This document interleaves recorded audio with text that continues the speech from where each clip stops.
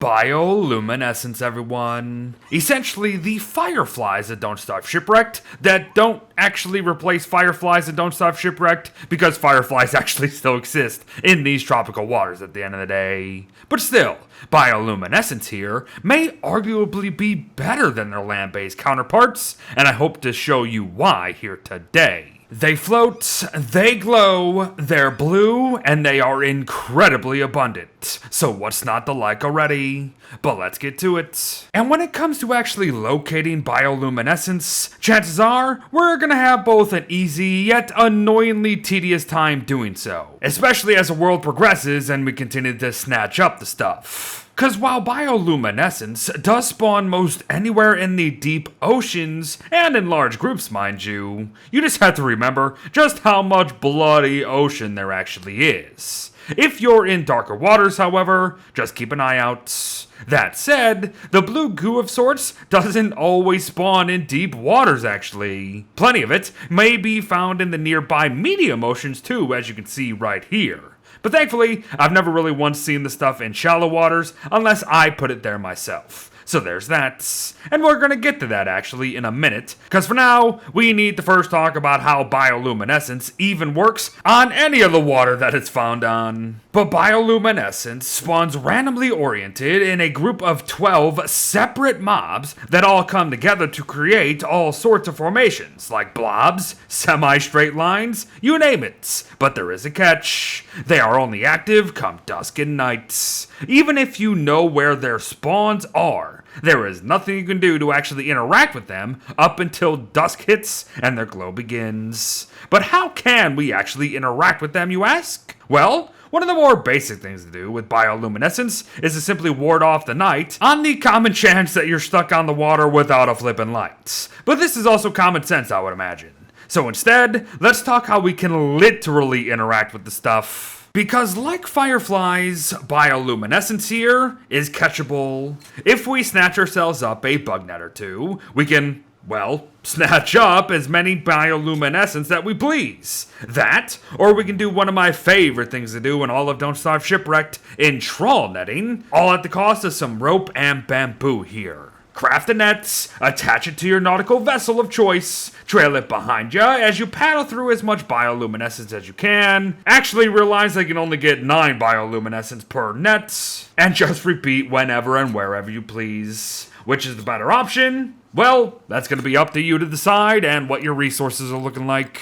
Either way, get to it. But now that we actually have all this stuff, what can we actually do with it? Well, very similar to Fireflies once again, we can choose to drop individual bioluminescence on the water to create pockets of light, or drop entire stacks of the stuff to create even brighter pockets, of course. No worries about accidentally doing the latter actually, as one could just scoop up entire stacks again at the end of the day. And note how this will work on the lily ponds of Don't Starve Hamlet even, so if you want some easier nighttime lotus flower picking, then go for it I suppose. But honestly, I don't really see too much of a point of using bioluminescence outside of Shipwrecked. Mostly because, very much unlike Fireflies, bioluminescence is persistent when we are nearby it, and will actually allow for us to build right on flippin' top of it to boots. So combine that with the ability to move bioluminescence at will, and your sea bases are gonna glow to no end. Great stuff. Be mindful though. Bioluminescence is 100% non-renewable, and dropping some on land will actually destroy them instantly. So be mindful. There are potentially thousands of them per world though, so it's not that bad. But what else can bioluminescence do for us, Beard? Well, I'm sure you all saw this coming from a mile away. But in case you didn't, bioluminescence can be used to refuel boat lanterns, miner hats, lanterns even if you bring them over, and the bottle lanterns at the end of the day. All for roughly 40% each used too.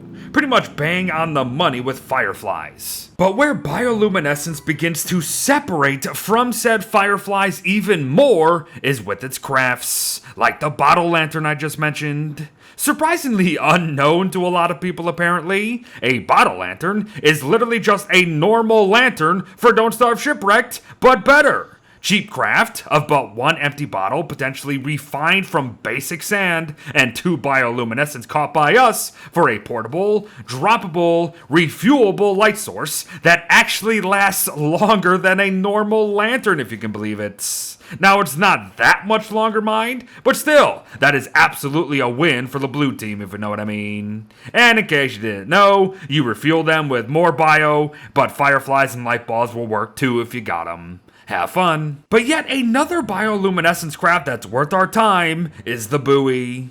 Oddly needing just a science machine when the bottle lantern itself needed an alchemy engine, I don't really know what's going on there. But the better question is, what is going on with these buoys here? Well, buoys are ocean-based structures that can be placed anywhere on the ocean, actually, to help provide lights. But not just any light, mind you. Infinite lights. Buoys do not need to be refueled at any time and throw off a decent light radius considering how cheap they are to boot. So with bioluminescence itself and some of these puppies, darkness is just going to mean literally nothing out there on the high seas. Plus, with a unique map marker to boot, buoys can serve as, well, unique map markers, I suppose. Have fun. But speaking of, one last note I would leave you with would be that since bioluminescence itself doesn't come with any indication of where it exactly spawns, nor will it move ever until we ourselves move it, one could mark locations of it,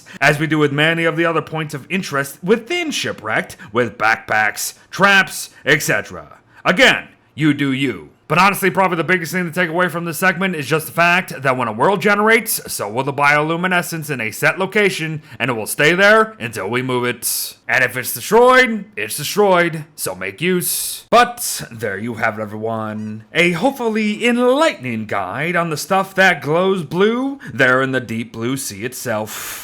Bioluminescence. It is a fantastic resource through and through. And now that you know how to make it work for you, all I'll say is let it shine. Thanks for watching, folks. Well wishes to all. Blue light, best lights, and I'll see ya in the next one.